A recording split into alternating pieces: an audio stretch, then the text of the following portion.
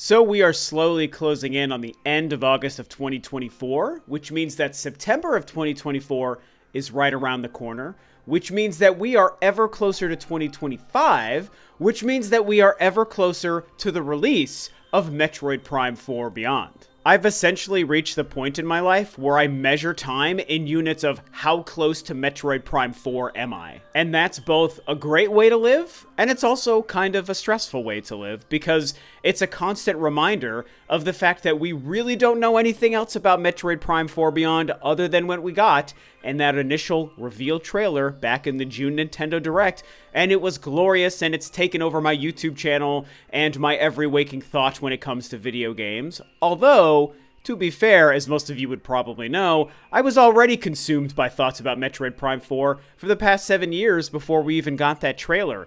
But in the here and now, after that trailer, after the gameplay, after the confirmation of Silux, and after the official title reveal, I'm thinking about Metroid Prime 4 even more than I ever was before, if you could even believe that that was possible. And so, one of the things I've been thinking about, one of the many things I've been thinking about constantly when it comes to this game is, again, how we're kind of back in this sort of waiting period, this element of stasis that we're resting in as we wait for the next update and information about the game. I've started to compare how Metroid Prime 4 was re-revealed and reintroduced to us back in June compared to how Metroid Dread was revealed and promoted back in June of 2021. Metroid Dread, of course, Metroid 5 was revealed back at the last official E3 and the last E3 Nintendo was a part of, back in June of 2021. We all know this. I managed to capture my own reaction of the game and follow and cover it to death. It's one of my favorite games of all time. I actually recently took a trip this past week, and I managed to play it on my plane flights, both there and back a little, which was a lot of fun because I never play my Switch portably, except for the rare occasion that I fly and travel, and since I just did that, it was my first opportunity to play Metroid Dread since the game came out, I think, and it was great just stepping back into that world, and I've already almost beaten it again for like the third or fourth time. But the reason I bring up Metroid Dread is because, like I said, I want to compare and discuss how Metroid Dread was revealed and then released a few months later compared to what's happening with Metroid Prime 4 Beyond. Because the harsh truth is they're very, very different scenarios, they're very different marketing cycles, and clearly very different business plans behind both games, Metroid Dread and Metroid Prime 4 Beyond. Metroid Dread was in a really fantastic scenario, you guys. Not only were we waiting 19 years between Metroid Fusion and Metroid Dread, but when we look at how and when that game was revealed, it was revealed only 4 months before the game was going to be releasing. Very different than what seems to be happening with Metroid Prime 4 Beyond. Nintendo knew the game was close to being ready to go. They were already able to decide on an official release date and include it in that reveal trailer, which is crazy and something Nintendo is typically pretty good about doing. And so because of that, they waited to show us the game until they had basically a completed game to show and a release date to share. Which means we got tons of treehouse footage, we got tons of trailers, and we had several months of those Dread reports, if you guys remember. They had a website dedicating to updating us about the game and some of the mechanics, the history, the story, the lore, what's happening with Samus, things to expect in the game. They were releasing those, I don't even remember the cadence now, every few weeks, maybe every month, I'm not quite sure. I think I want to say there was 9 or 10 of those Dread reports. So that was great. They gave us a couple of trailers, including an overview trailer and a history of the development with Yoshio Sakamoto himself. Plenty of interviews and articles over the 4 months between the reveal and the release on October 8th of 2021. And they were also like tweeting about it constantly. Nintendo never let their foot off the gas when it came to Metroid Dread. They were ready to reveal the game and then shove it down our throats in the way that we want, because it's a game that we wanted, not being annoying. It was something that made us excited. Shove it in our faces until the game released in October, and it was perfect. And as you could no doubt predict with where I'm going in this conversation, we can then compare that directly to Metroid Prime 4 Beyond and everything that's happened with that development and reveal cycle. Metroid Prime 4 went through a very different kind of turbulent public-facing development. Now, It's worth noting because the rumors of Metroid Dread went back to like, I don't know, 2007, 2009 or so. It was going to be a Nintendo DS game that was going to be a sequel to Metroid Fusion.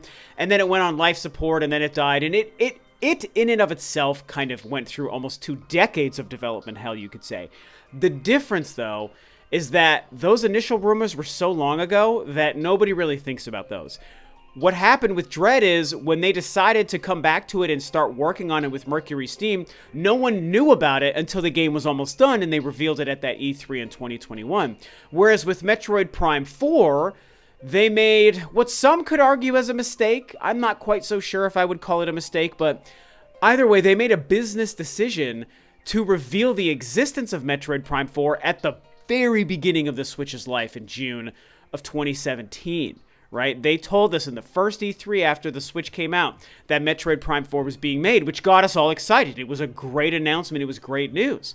But then, of course, it was silent for almost 2 years until they told us publicly that the game was being scrapped and rebooted under a different studio, now moving back to Retro Studios, a great choice, of course.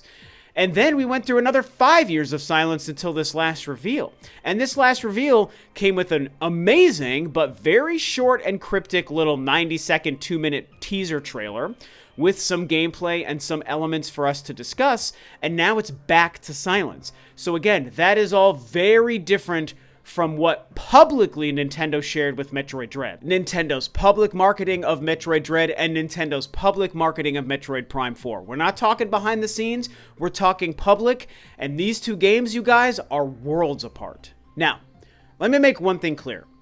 I'm not complaining. I am not in the business, when it comes to Metroid specifically, and even more than that, Metroid Prime 4. I am not in the business of complaining about this kind of stuff. I'm just happy to have anything, man. I was willing to wait even longer for the reveal of Metroid Prime 4. I was starting to open my mind up to the possibility that maybe we wouldn't even see the game until next year in 2025. I still believed in this year, but as every month went on, I got more and more nervous about how long it would take. But I was okay with it because all I needed to know is that the game is being made. That was the biggest win for me, and my patience and my wisdom, my experience with over 4 decades on this planet as a person and as a game fan allowed me to say, look, man, I'm just glad they're making the game. It's ready when it's ready, and I'll see it then. But now that we've seen it, we can analyze things a little bit differently, right?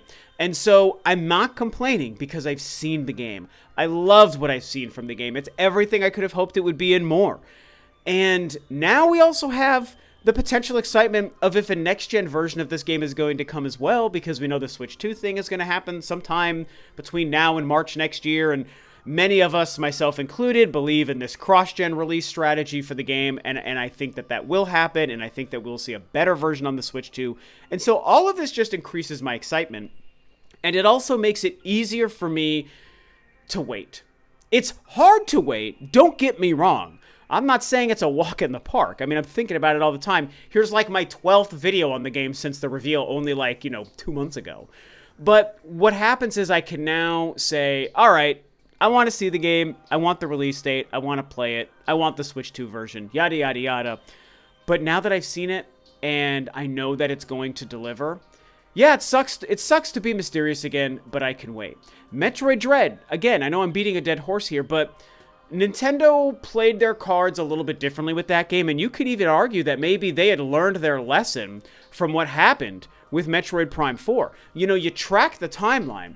Prime 4 was announced, Samus Returns was also announced, but about to release. It was also almost done. So they clearly started working on Samus Returns, then they started working on Metroid Prime 4, then they announced both games and released a finished Samus Returns only 3, I think, months later, as they continued to work on Metroid Prime 4. In that time, we now know that Nintendo worked with Sakamoto and Mercury Steam to move right from Samus Returns onto Metroid Dread for the Switch, but at the same time, Metroid Prime 4 behind the scenes must have been going through that development hell, and Nintendo realized they were going to have to address the fans and tell them we're scrapping it and rebooting it and changing development teams, and it's going to take even longer. So because of that, as Metroid Dread's development was probably slowly cooking at the same time, they realized, okay, We screwed up with how we revealed Metroid Prime 4. We're also working on this Metroid Dread game. Let's be careful with when we reveal this to the people. You know what? Here's what we're going to do. We're not going to reveal the game until it's basically done. And until we know what the release date is, and then we can cram an incredible 4 months of amazing marketing and non-stop information between the reveal of Dread and the release of Dread so that the people know everything they need to know to be excited about the game. This is just me speculating as a fan who follows this franchise and has ever since the original game on the NES. I'm willing to bet that Metroid Prime 4 and Metroid Dread being in development at the same time, Dread's going smoothly, Prime 4's clearly going through troubles, allowed them to maybe kind of pivot a little bit and make sure that they do the right things when needed. So Dread got the perfect cycle of promotion, whereas Prime 4, they realized, nope, we got to lock this thing down until we're ready to share it, and that turned out to be in June of 2024. And so, needless to say, to wrap this up, it's an exciting time, because Metroid Prime 4 Beyond is going to be amazing. We've all seen the trailer, we've all seen the gameplay, we know the franchise, we know the Prime series, we know it's going to be great. We've seen it. We can also, like I already mentioned, we can also be excited about the prospect of potentially a next-generation Switch 2 version of this game as well. But unlike Metroid Dread before it, Nintendo was not ready to just blow the doors open on this game across the board. We got a 2-minute teaser trailer with just a few glimpses at gameplay. Now we're playing the waiting game until the next time Nintendo is ready to really significantly address us about the game. As I said in one of my more recent Metroid videos, I think at this point we can take solace in the fact that the next time Nintendo addresses us about Prime 4, and again, this is just my speculation, but I think the next time they address us about Metroid Prime 4, it's going to be because they're ready to give us an official release date. They're ready to show us a lot more gameplay, maybe even a treehouse. They're ready to give us a ton of information about the upgrades, about Samus, about the story and the context and the locations, and probably confirm if there will be a Switch 2 version of the game. I've said this many times, including in that last video. I think that the Switch 2's official reveal, whenever Nintendo does that between now and March, is going to include Metroid Prime 4. And they're going to maybe make that the time and the format that they want to show all of this stuff about Prime 4. They just needed to give us a little taste. They needed to reaffirm to the world that the game was in development. Here's what it looks like on the very outdated Switch hardware. Beautiful, by the way. Super fun. But wait till you see the Switch 2 version. Again, these are my theories, but it just tracks in my brain so well that I believe them very intently. So at this point, the countdown continues, but I do think sometime soon, maybe right at the end of the year, maybe right at the beginning of the year, we're going to hear from the game again. And sure, Nintendo couldn't give Prime 4 the Metroid Dread type of incredible promotion that they had ready for that game, but the scenarios are different. The circumstances behind the development are very different, as we all know and as I covered in this video. So this is why I'm okay with it, and it was more important for me to just see the game and be excited about it than anything else. It's clearly giving me 20 minutes worth of stuff to talk about with you guys today, and it'll continue to do so. You know me, I've got more Metroid videos planned and bouncing around in my noggin. So it's an exciting time. We'll see what happens in the future. That's all I had to say about this topic today, and so I'll see you next time on another video.